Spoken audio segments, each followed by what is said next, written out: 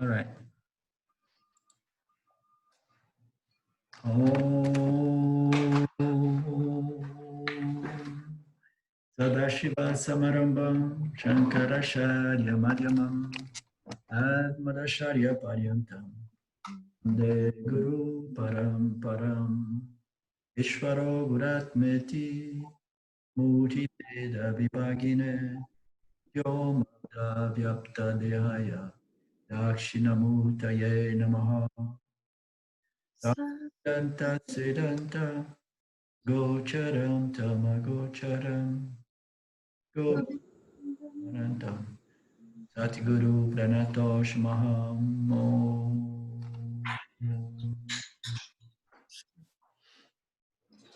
Shanti, Shanti, Shanti Om. So here we are, our Q&A session.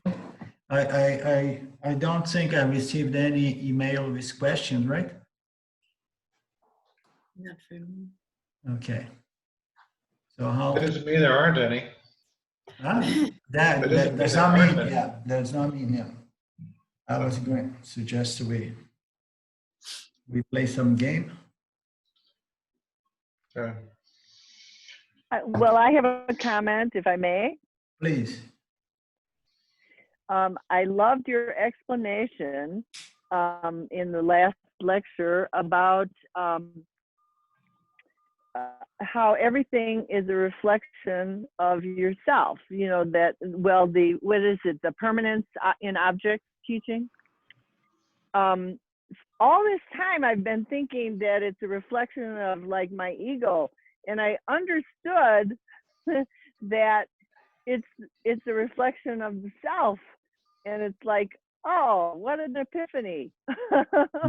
What an epiphany. Thank you for that explanation. It became very clear what the meaning was. Right. So thank you. Can you elaborate? Can you elaborate a little bit more, Ruth, on your insight and your understanding? Well, that it's not that the things around me are not from my ego self, that they're all the creation of consciousness, and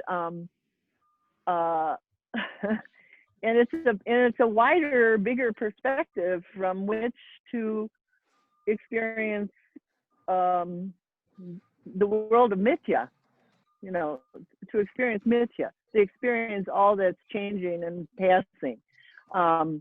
And it does release you from doership, from because it's not the little you, it's the big you, the you know, the awareness. Yeah. So it's like, it's almost as if I didn't create the circumstances under which I am experiencing. And that's very, it's very comforting to me. Just let me tell you briefly, I think I gave coronavirus to a girlfriend whose husband subsequently died. Oh, God. Yeah, and I feel like terrible. I mean, there's other explanations, but I feel terrible that I was in that position. But I remember James telling a story about a car accident and being blamed for that, and he said, "Well, that wasn't me." and I feel like, you know, our karma is inextricably linked, me and this lady, but it wasn't through any fault of my own, you know. It's like the circumstances. And now in the valley here where I live, the coronavirus has just kind of exploded, and recently, and it's like I can just sit back and watch that. Yeah. So it's a great comfort to my soul, you know, that I didn't do this. I didn't do this. Yeah, it's very important. It's important that there is no conflict there for you, because you did not do it diligently, you know. So it was, Well, on one level, I feel terrible, but on the other level, it's like, you know, it's not my fault. no, Ishwara is just passing on this virus all over the world. And some people will suffer, you know, some people will die, Mm-hmm. who will not even notice. I have the impression that when I went to Brazil in February, I went after having had it in here, and I was there in a group of 40 people, more or less, during 10 days. And fortunately, nobody got sick, seriously ill, although a few people had some symptoms while I was there, you know. Mm-hmm. So, but Mm-hmm. what can we do? If I would know at the time, January, that Mm-hmm. I had was not just a flu. It looked like a flu. It was a little bit different, you know, Mm-hmm. because of the dry cough and so on. But if I would have known, and then I would say, no, I'm going to go there in any case because, you know, I want to have fun doing my seminar. And then it would be Mm-hmm. responsible. And then I would have some karma relate to that, you know, there will be some papa in court there, you know. But since Mm-hmm. you did not know, you understand? Since you did not know, there is no question of any papa, you know, because it's all the law. It was out of, it's the ignorance of Maya, of Mithya, and it's like I live in it. You know, I mean, it's like there's no escaping it. But to know that it's all a reflection of, of consciousness is mind blowing. Yeah. Well, You know. the jiva is a reflection of consciousness in the subtle body of this object constituted by three bodies, the causal, the subtle, and the physical body. The subtle requires the physical in order for it to reflect objectively. Reflect, and objectively, we need to say in reference to the field of action, because we can only process our karma and grow if we have the field and if we have a physical body as well. So we have this reflection of consciousness that produce what we call the jiva, the individual jiva. So this individual jiva, it is a reflection of consciousness. So he has two natures. One is primary, fundamental nature as consciousness, and the other is its secondary, apparent nature as the jiva. So as the jiva root, we are called to respond to the stimulus. We are doers of actions. You understand? We cannot help, but we are compelled to again and again respond to the field. You know, we received our parabada karma, and then we are called to respond. So we were designed for that. Okay, so we are doers. So what I mean to say is when we receive, we need to receive with a certain attitude, spiritual attitude, knowing that that is my parabda karma. There's nothing I can do about that. I cannot send it back. It's my death, my fate. You understand? That's what it went through my life, my past births, and so on. So I receive it as something that cannot be avoided. But every time I respond, I cannot just say that, oh no, I don't need to care, it's all Ishvara, or it's all consciousness. No, because I, as the Jiva, living and operating in this secondary order of reality, I must respond. And my spiritual growth, my spiritual elevation is a direct function of the way I respond to the field.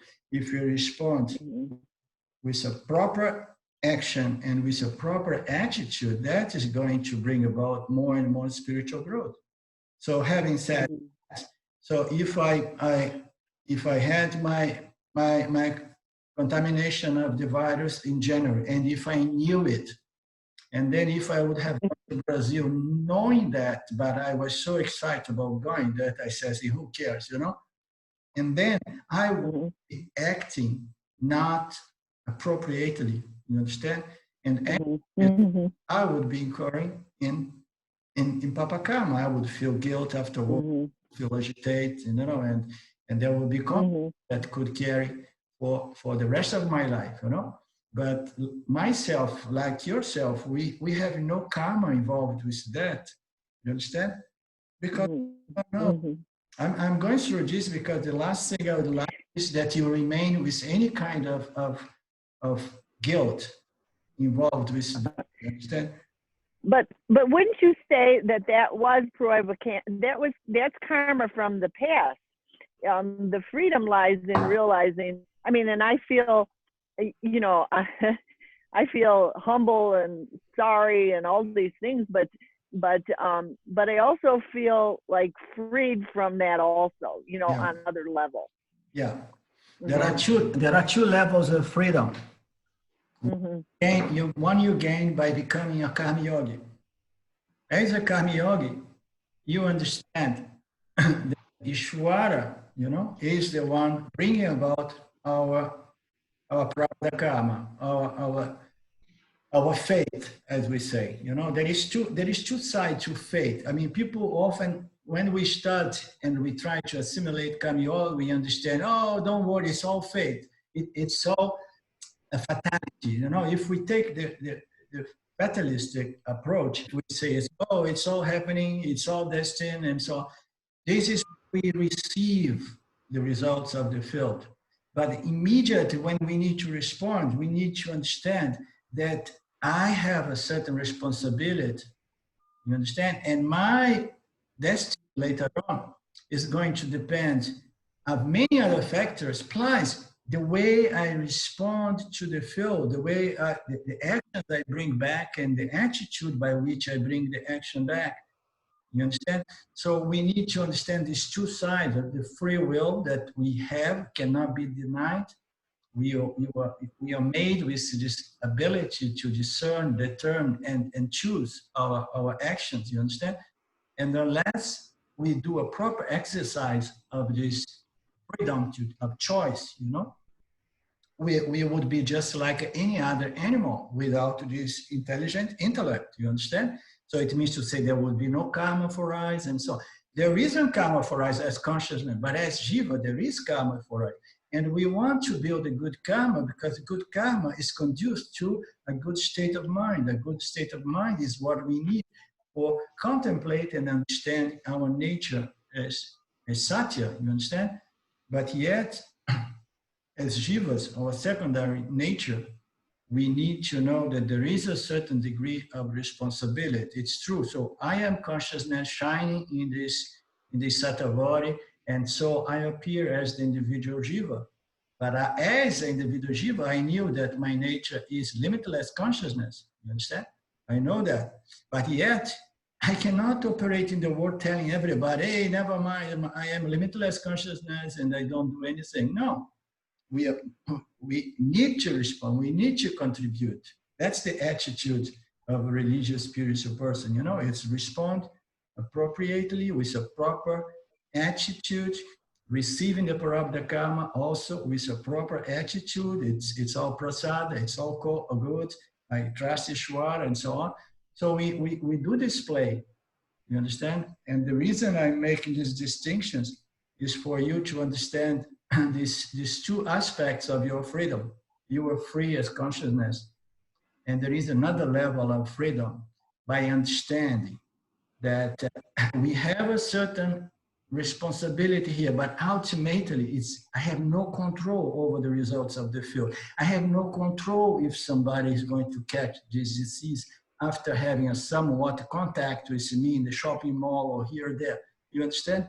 So we need, this brings about great freedom to understand that all I need to do here is to align my values, my life with Dharma, and then I receive my prarabdha karma with a certain attitude, and I learn how to bring back into the field proper actions with proper attitude. That is already gives huge sense of freedom to the jiva. So we are talking about two levels of freedom that we can exercise, we can analyze, so that you are completely free from any sense of responsibility or guilt for something that you did not do deliberately. You understand? So I'm hammering here to make sure that you sense of guilt. Yeah. Yes. Now, what I find to be so interesting is that all of the people involved, that we all have some kind of connection that that I can't even describe, but wherein we're attracted to one another or repelled. It's like, I know that our relationships go beyond this world, you know, or what I can see and understand. And I have to accept a lot on faith in that regard. So it's just interesting as that is unfolded to me. I don't know if that makes much sense, but but it's a more kind of cosmic understanding of what our relationships are. So what do you mean by this relationship? It was not clear for me what you were pointing to. Well, how I'm connected to other people in deeper ways than I know. Like this woman, I'm very close to in one way, and in another way, her life is totally separate from mine. And then we're connected through this doctor who I think infected me, or that's my story. But she doesn't like him, so it's kind of like, I mean, but she has a history with him, and so it's just kind of weird how all of these things form a fabric of some kind, you know. Yeah. That I only have an intimation of, you know. I guess there's a poem, intimation of immortality, you know, that there's something in this world that goes beyond my understanding. Yeah, where totally. we're connected.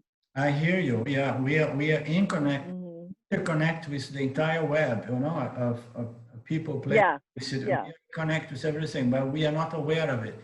We are impacting everything, and everything is impacting us, but in our we don't see that, you know. Yes. Yeah. So to see the bigger, I wouldn't say pattern, but weaving, I guess is what I would say, is awesome. You know, it makes you want to bow down. In awe.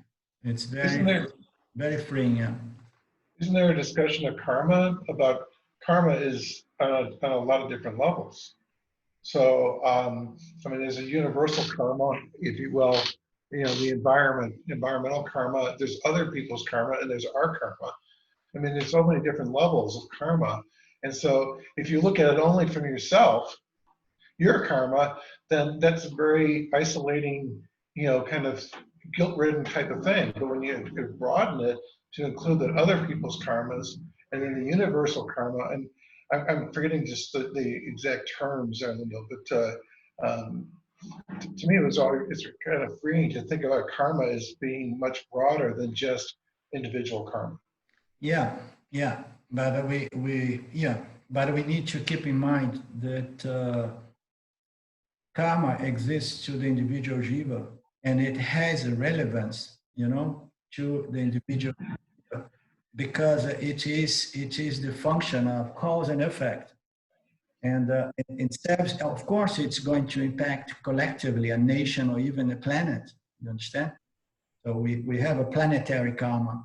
We need, you know, but fundamentally, it's important we understand that karma plays most importantly to the individual jiva, you know, because it's my personal karma that what I have somehow, I still have somehow a way to impact. You understand? I have a way to impact my personal karma by doing my actions in a certain way with a certain attitude. You understand? So my actions serve the purpose to benefit the karma of the environment. You know. As the result, but most important, it's going to produce what? My personal spiritual growth. You understand? So this is what you said is important to understand: the universal, the situational karma, and so on. The swadharma, the personal karma, from the standpoint of our duties, our tendencies, and our nature as a jiva.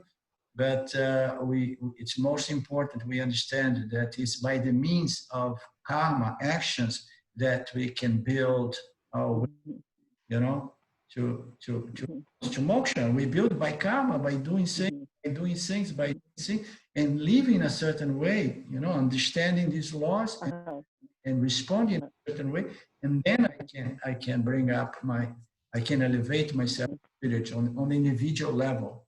You understand? It's the most. I don't want to monopolize all the time, but I do have an additional comment that this storyline that I have may or may not be true. You know, Yeah. It's sort of like it's coming from inside me, and like you said, you brought up the word guilt. It's like it's causing me to look at the guilt that I carry for my whole life, you know, about everything.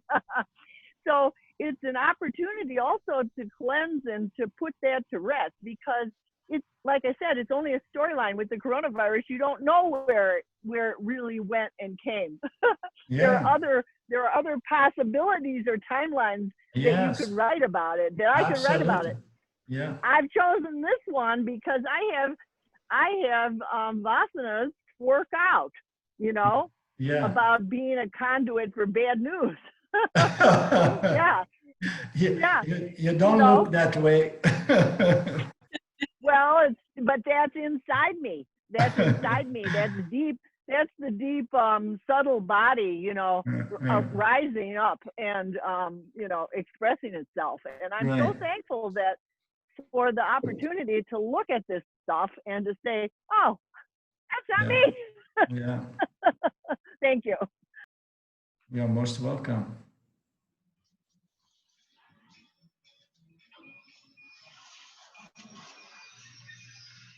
So anything more about karma?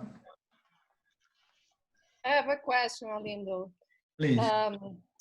Because you say that the animals, if you behave like animals, then they don't have a karma. But the animals also have a karma, correct? They just don't realize that. They just do things as supposed to be. Like the trees have their karma. They have their duty. They have their for the environment, or not? I'm wrong. Well, the animals, this is a very, very subtle question, because in general, the scriptures say that what constitutes a karma is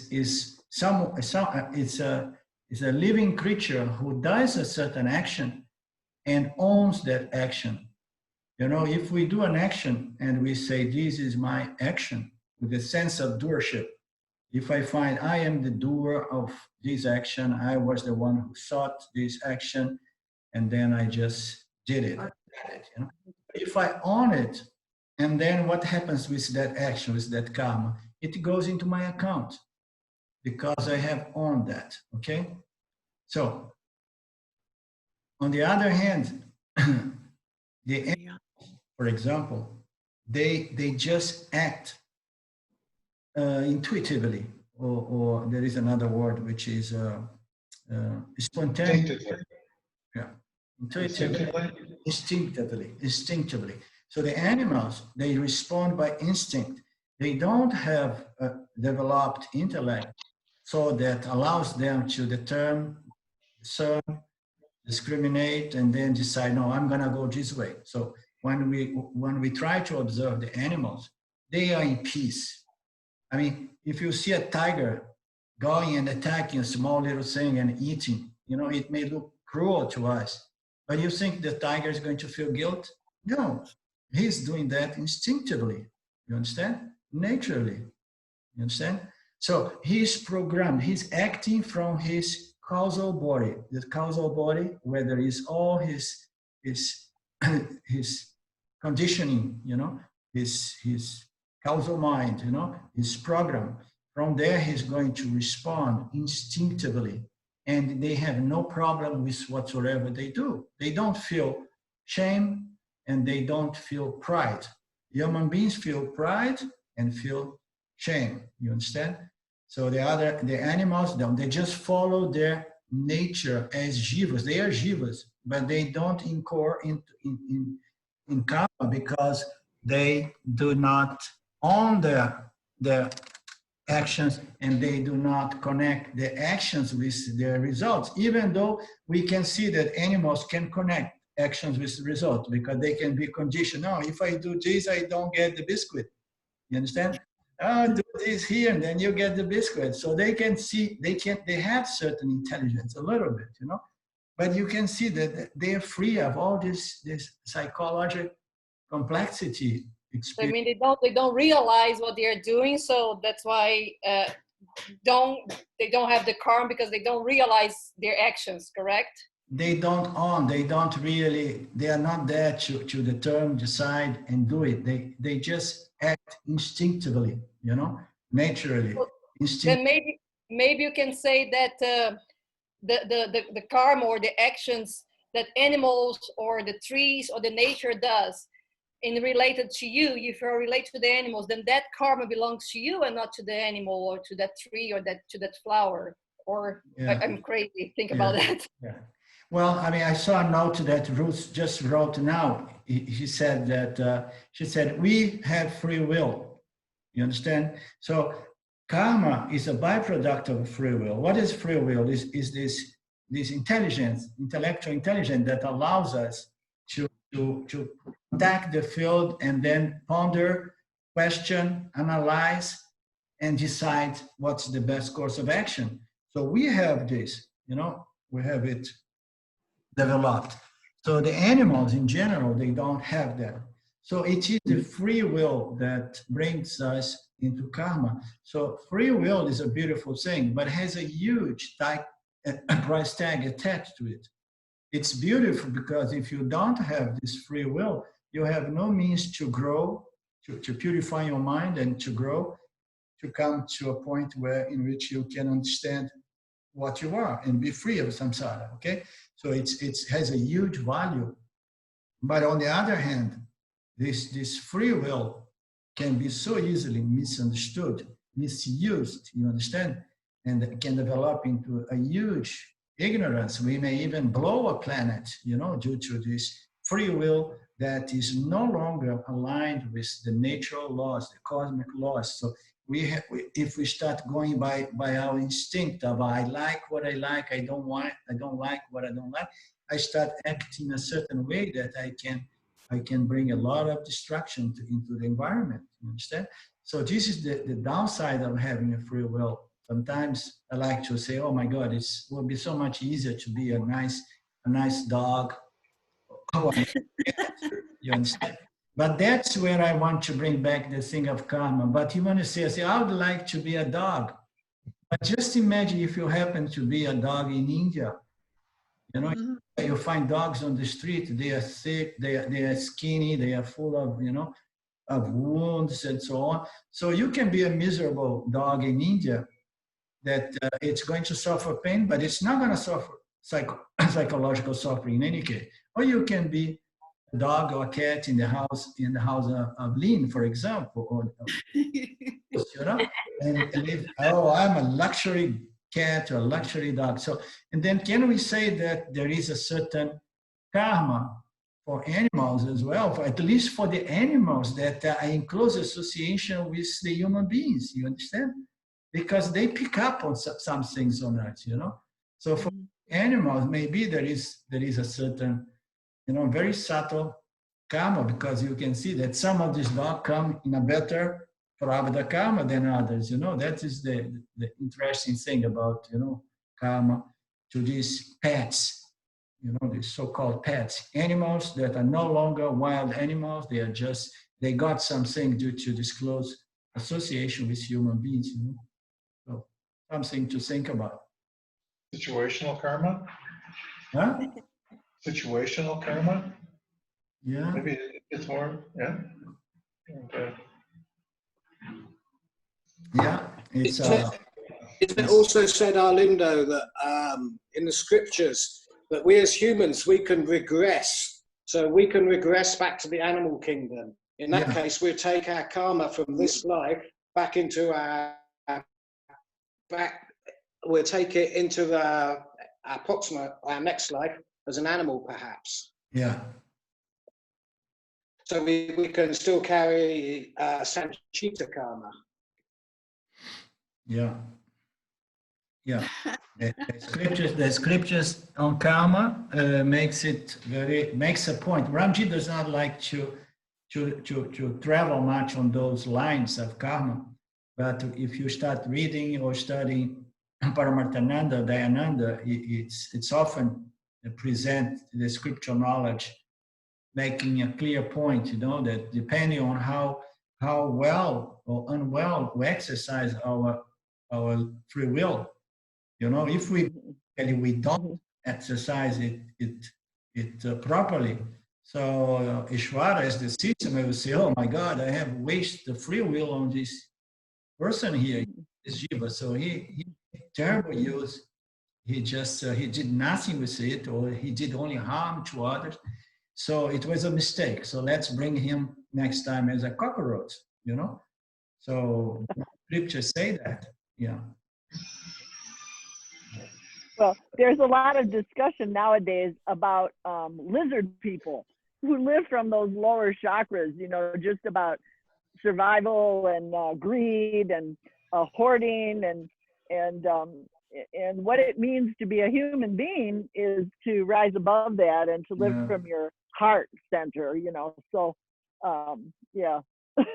Yeah, I mean, when you say about heart senses, center is another way of saying of living in our language roots, living with the attitude of Karma Yogi. Karma Yogi is the one who lives with a sensibility, with empathy to others and sensibility for life. And he does not want to destroy saying he wants to contribute and so on. So this sensibility, a lot of human beings do not have.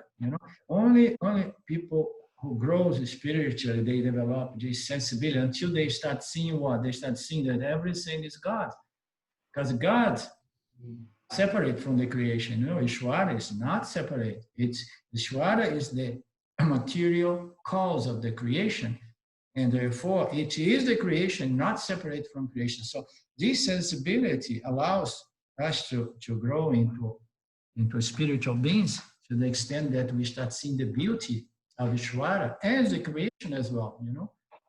So there are people that they don't have that. They are just in the old days. I remember they used to call great people. There was a time in my life that I was a little bit interested in these things. You heard about that? Great people? Great people are people without a soul, People almost without a soul. There was this theory that some of these great people, they infiltrate in societies, they take these positions, in the controlling of the world and so on. And they are people without souls, basically, Are you saying gray people or great people? No, great. Gray. Yeah, great color. Great. Zombies. Yeah, I guess so. People without heart, without sensibility, without love. When you think of intellect, and we're talking about this here, but when you think of intellect, I typically think of it as being in the mind, and thus like self-inquiry and doing the inquiry really appeals to the intellect, the mind portion. Yeah. But now we're really talking about the heart or the gut. Yeah. And I've been thinking more and more about this. Is that does the intellect, as we think about it here? I mean, is it both like the mind component of it, the logical thing, and is there another component which is the heart or the gut? Which is like you're talking about, and this is really working for me. This whole idea. This is where we live from. Yeah. We live from this part, and that's where karma yoga comes into play. So when you think of intellect, do you think of it as being both like heart and mind together? Do you separate them? Do you put them together? How do you think about it? Well, I mean, this is depends on how we are presenting or looking into the teachings. We know that the intellect is the subtlest aspect of our subtle body. Because there is where this discrimination needs to be done. So a lot of the time I like to present the jiva as the reflection of consciousness in the subtle body, and the best representation of this jiva, its subtlest aspect as the intellect, the pure, the pure, subtle intellect, or refined intellect, you know, extremely subtle and so on. So this intellect, it's not just a processor of data with the means of coming to a decision, you know, because there are ways and ways we can make a decision. We can make a decision out of love and compassion, don't we? You understand? So bottom line here is that the jiva is a reflection of the subtle body, and the subtle body has appearance, has different functions. It feels, it questions, you know, it has a memory center, it determines, it discriminates, like the intellectual aspect. Those are just functions of that which we are as jivas. You understand? So when we look at the jiva as an organic phenomenon, so we are just reflection of consciousness. That's why we can claim our identity as consciousness. So we as this reflection, I can be a very clear, beautiful, and loving reflection, you know, or I can be a greedy, gross, insensitive, you know, rough kind of reflection. You understand? So, but it does not mean to say that to live from the heart is to live all the time on an emotional level. You understand? Because does not mean to live on a sentimental, emotional level. You understand? Because there is too much of that in the spiritual world. It's like, oh yes, I want to feel. Everybody feels. Some people feel less, some people feel more, depending on our constitution as jiva. Some people are more sensitive to the pain of others. Some people are less sensitive. You understand? But you cannot say that someone who is not much sensitive due to wisdom, like you see these yanis, you see all the yanis in general. I mean, in the Gita, we have Krishna telling Arjuna, the wise does not grieve for the suffering of the other, for the death of the other, for the birth of the other. You understand? The wise sees everything as consciousness, or sees everything as Ishvara, just creating, maintaining, and destroy all forms. You understand? So the wise is not going to live from that, you know, the perspective of sentimentalism, and he's going to have this overall picture, you know, in his mind. He understands everything, but it does not mean that he does not feel sympathy, that does not have empathy to people and their suffering. You understand? The wise is available to everyone, but on a different level. If you take people who are suffering to the lady that used to hug people, I don't know if she still does that. So some people will have the answer for a suffering individual. The answer is, well, let me hug you, kiss you, and give you all my love. You understand? And this is one level of trying to attenuate the suffering of others. So the yan is the one who looks at that situation and say, okay, I know what's the problem. The problem is self-ignorance.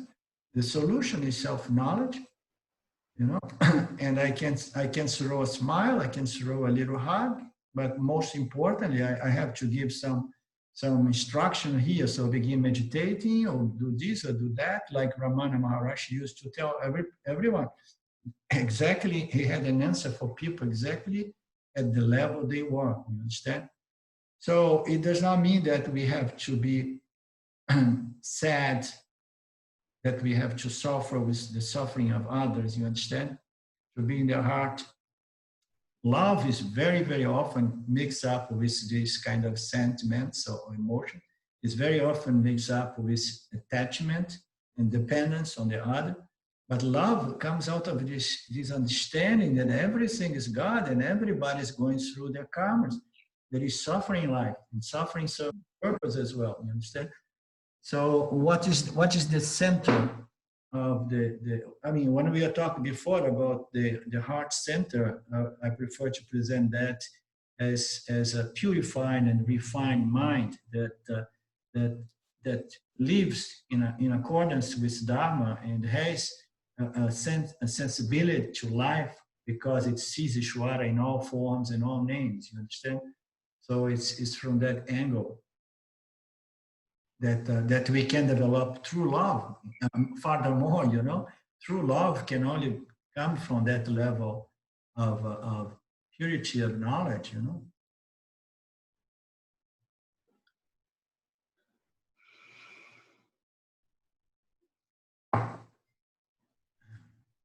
Arlindo, going back to the free will or the action, how we do action, we say often that the three gunas really does the action. And can we talk about this? Why we say that are the three gunas that do the action? How they compel us to act is, for example, that's because I have, for example, a lot of rajas now, and so I don't know, I react a little bit strongly with someone. Is because of that, or is there a more precise understanding about that? Well, I mean, all these teachings, we have to be very careful, because when we say like the gunas are the one doing the actions, that is a helpful understanding when we want to understand, when we want to help the individual to let go of one's arrogance, to say, I'm the doer and I can get what I want and so on. You say, hey, forget it, you know. Maya Ishvara is doing the action, because it's all happened beginning from the three energies. And then it is going to go through your system, your body, your vasanas, your subtle body, and then your sense organs, the organs of action. Then you're going to keep, you know, want to break or to help someone to understand that there is a strong sense of ownership and doership and authorship. And then we have to present these notions. All actions come from Ishvara, forget about it. Comes fundamentally by the energy, the three gunas, because the three gunas are the building blocks of the universe, the building blocks of Shiva, you understand? So we present that from that angle. But from the angle, we cannot allow people to get away with, you know, doing improper action because they say, anyhow, it's all Ishvara, it's all the gunas, you understand? No, we have to then come back and say, hey, that is a fact, okay? But the jiva is responsible for its actions. You understand? In which way it is responsible?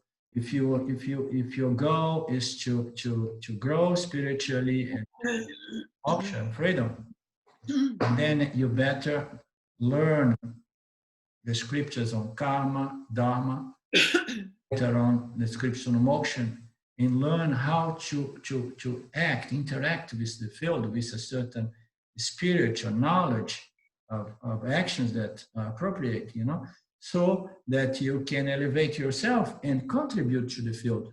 You understand? So the jivas, they are doing entities, and it's through doing, it's through interacting with the field. Unless you come highly qualified, like Ramana Maharaj, and then he did not want to do any action, and he started going from one cave to another. You understand? So he did a lot of actions in previous births, most probably. He did a lot of sadhanas. That's why no, I'm done. This is not for me.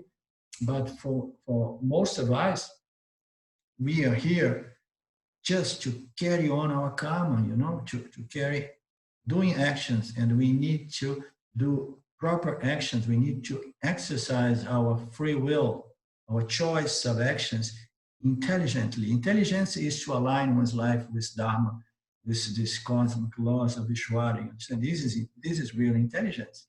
You understand? Because that's the key for success. Which kind of success? Happiness, which is found in richness and fame and prestige and power, is not found in that. It's found in our state of mind. You understand? Mm-hmm. Because, you know, there is a fine line between saying that it's all Ishvara that do in action, because you can confuse yourself. Sometimes you have to do a right action and you don't do it, And sometimes it's like the coronavirus story here from Ruth, not that say you are really not guilty at all of this. So sometimes it's hard to discriminate. Oh, it was me that I have to do a correct action and I don't do it, or maybe the situation was that I cannot control it. It's a little bit hard sometimes. Yeah, you know, no, I find myself sometimes that I do some, I indulge in some desire, and after I say, oh, maybe I don't have to, you know, sometimes I'm really confused about this. Yeah. So in the case of Ruth, so not to get her confused again, so what determines the action is much more the intent behind the action than the action itself. You understand? So if you do certain things being totally unaware, so you are no longer really up with that action, but the intent behind the action. You can have an intent in your mind, and you're gonna get the karma if you don't do, even if you don't do anything, but if you instigate others to do things. You see it in politics and in company, people do instigate, you know, and conspire to others to do this. The karma goes to the person who has the intent to bring about all those actions instead. So we now have. But the Rahashik energies were, you know, that propelled all of this were us ladies needing to go out and get together and talk. Right. But that is social life. That was not your decision alone. I thought, oh, let's get together. Yes, let's get together. No. But Claudio's asking about the energies, and you know, a lot of action is the result of Rahajik, you know, that energy. The gunas, yeah. I mean, without rajas, we don't do action. So we need rajas. Rajas is the power that compels us to act. But I want to say something more, Claudio, about Ishvara. Because every time we say that, okay, we don't do anything, we are being done, Ishvara is the one doing everything. So we need them to come back and point out the flaw involved, relate, or in that statement. Because as we know, Ishvara is not a jiva. Ishvara does not do any action. You understand? If Ishvara, if we would say, don't worry, leave it all to Ishvara, because Ishvara is the one doing everything. Ishvara is in control. And then Ishvara would be a super jiva. And Ishvara would incur in karma. He would have to deal with Sanchita karma and Parabdha karma, because Ishvara is doing the actions, you understand? So this is not the case. You know, when we say that Ishvara does everything, you understand? It's just to make the jiva understand that although the jiva is the acting entity, you know, is the one that experiences and decides and do things, you know, I'm gonna go right or left. So jiva is the one exercising the free will and acting. But can the jiva do any action without the power of Maya? You know, the three energies, and then the causal body, the subtle body, the physical body, the instruments of action. So we cannot do any action. When we see that someone is too much tightly identified as the doer, and then we have to remember, hey, although you are the doing entity here, you cannot claim these actions to be yours, because it depends on so many other factors, beginning with Ishvara and the three energies, you understand? So it's a way to help people to loosen up with this sense of ownership and doership, you understand? But it's not to absolutely free the individual from the responsibility as a doer of action, you understand? So because even if you're yearning, even if you know you are limitless consciousness, and even if you understand the field, but if yet you feel like saying, no, I know everything about karma, I know everything about dharma, but I choose to violate dharma because I know I'm consciousness. So there is something wrong about that. I know I'm consciousness, I understand dharma, I understand Ishvara, I understand jiva, and so on, but I choose to violate dharma. So there is a contradiction there, because the person who really understands I am consciousness and understand Ishvara knowledge, Mithya knowledge. That's why I would say this is a complete body of knowledge, Satya and Mithya. If you understand only Satya, you may be confused. And I know I'm limitless consciousness and I can do anything here because I'm not the Jiva. But I'm doing these things. If I do things in violation with the environment, with other beings and so on, or even in violation of my nature, I'm doing that because I'm ignorant of karma, dharma, and the relationship between Ishvara and Jiva. But once we have this complete body of knowledge, we understand our primary nature, our secondary nature. We know what is the way to live here, because now I am a spiritual religious entity, being. And I respect all life as God. I see God in all beings. So I see God. And then as Satya, I see God. I see all beings as myself. The same fundamental principle pervading everything, shining in everything. I know it's all consciousness, all me. So therefore, I have a sensibility because I know I am Satya and everything is Satya. And I have a sensibility because I know that it's all the Lord. You understand? So this complete knowledge is such that that you understand that it's all Ishvara, it's all consciousness, but it does not allow you to throw away, to give up your responsibility as a jiva, your secondary nature, in the way that you must continue acting in a proper way with a proper attitude. You understand? You know it's all Ishvara. So again, we say that not to release the jiva from the responsibility as a doer of action, but just to help the jiva to loosen up with the arrogance called Mr. Ego. I am the doer and I am the responsible. No, there is no action that can take place without all these other factors. And moreover, you can have no control over the results of your action. You can influence a little bit the results of your actions, Most people suffer of this sense of doership, which is extremely arrogant. And they start doing things. And then when they see that they are not getting what they want, they start breaking the rules, violating, cutting corners, and hurting, manipulating, and robbing people and deceiving, because, they lost their way spiritually. So we need to understand the nuances of these teachings of the relationship between Jiva, Ishvara, and Satya, and consciousness as well. Okay, so if I found myself indulging too much in some desire, for example, or something like this, I have to simply realize what was my fault and make better time to time, no? So exercise my free will. This is the work to do, right? Yeah, you have to exercise your knowledge, your spiritual knowledge, to go back to your spiritual knowledge, because it is the spiritual knowledge that allows us gradually to neutralize those compelling vasanas, especially those vasanas that are binding adharmic vasanas. The problem is with the binding adharmic vasanas.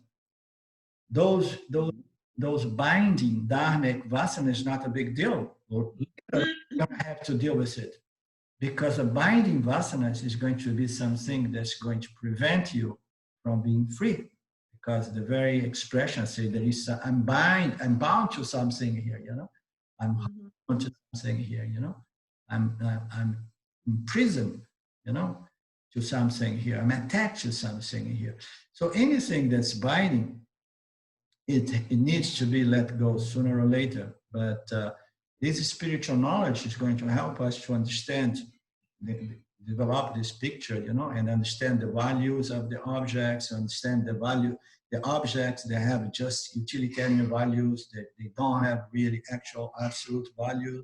Therefore, it's okay. And then gradually they become preference rather than I want what I want at any cost. So this spiritual knowledge, we need to keep it fresh and alive and firm and clear. We have to be back again and again, So it is knowledge that's going to allow you to gradually be free from those binding tamasic desires, those binding rajasic desires as well, you understand? But the tamasic ones are the worst, you understand? So it's this knowledge and this knowledge alone, you understand? So of course, this understanding requires the intellect, requires the good exercise of our intelligence, and requires our discrimination, our free will, you know? But overall, it's study, contemplation, and assimilation of spiritual knowledge, you understand? That's going to free us in due time. Thank you. Now it's clear. Okay.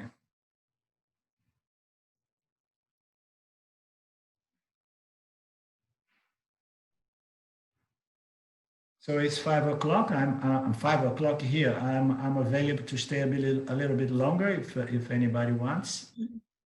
Or we can close. About this, just to finish, sorry, because we talked about that last time.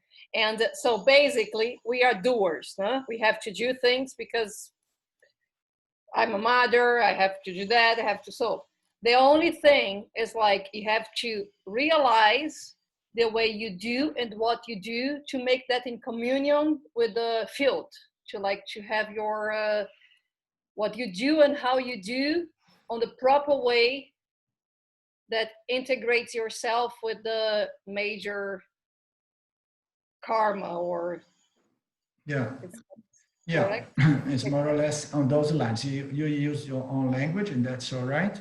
So we are designed to interact with the field. The jiva was designed to be an entity that interacts with the field of object.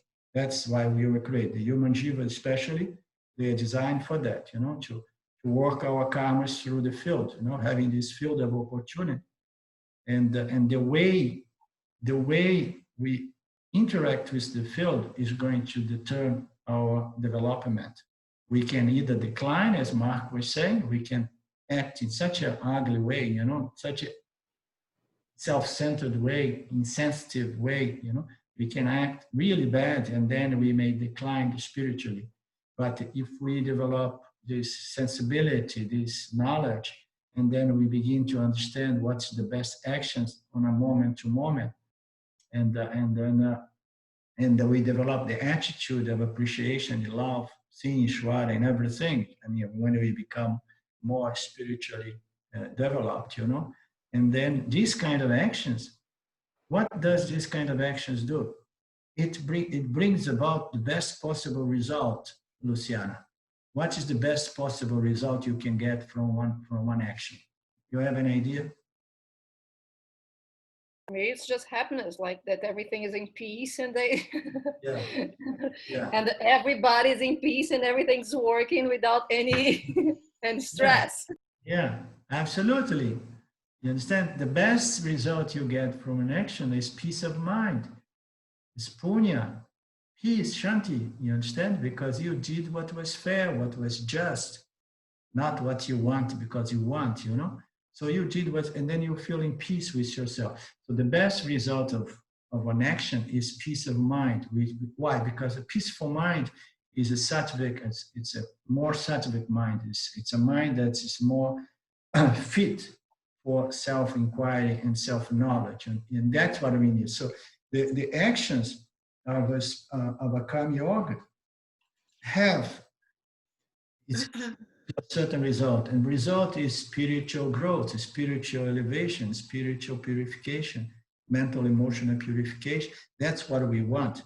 And for that, we need to understand karma, understand dharma, and develop this skill of responding, presenting proper action with a proper attitude, and the skill of receiving what comes to the field with a certain understanding that neutralize those shocks, those violent reactions every time we get really crises or adversities or shocking news or terrible results, you understand?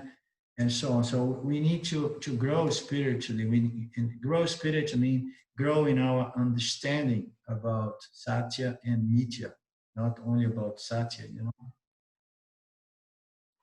You understand, Luciana? Thank you. Yeah, yeah. Thank you.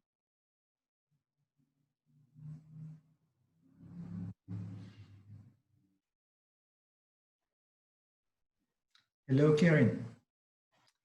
Hello. I guess you can hear me. Okay. Yeah, I'm just grateful. I'm feeling grateful today for all, and Good. thank you for letting me listen and understand, helping me to understand, I should say. Yeah, that's the purpose of our meetings, you know, to help us to understand not only our nature as consciousness, but understand Ishvara and Jagat, the field of action, Mhm. and develop a certain skill on how to navigate in samsara, which it's not easy, you know. There are some people who say that not even the angels want to come down here because it's tough. There are some traps, you know. We can go wrong so often, so easily.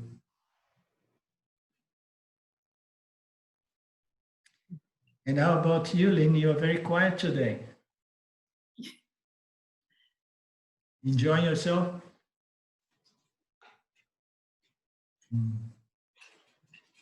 Okay.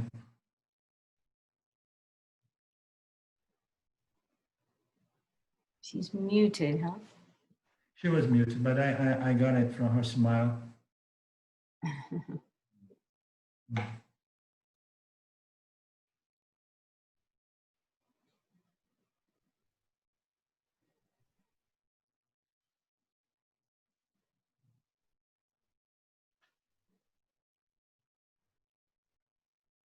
Shall we go for our doing, or do we have anything more?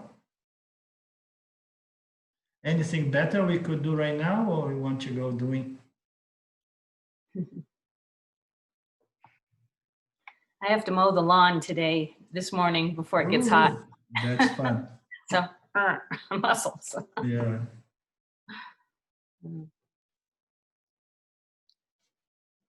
Okay.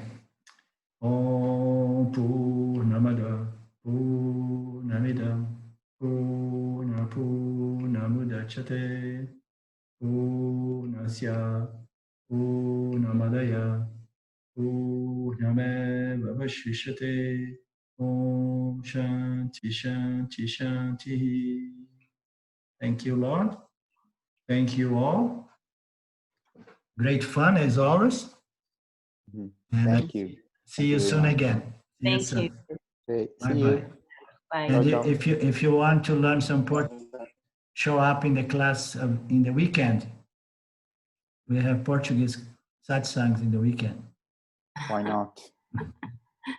Much love. Ciao. Ciao. You too. Thanks. Bye.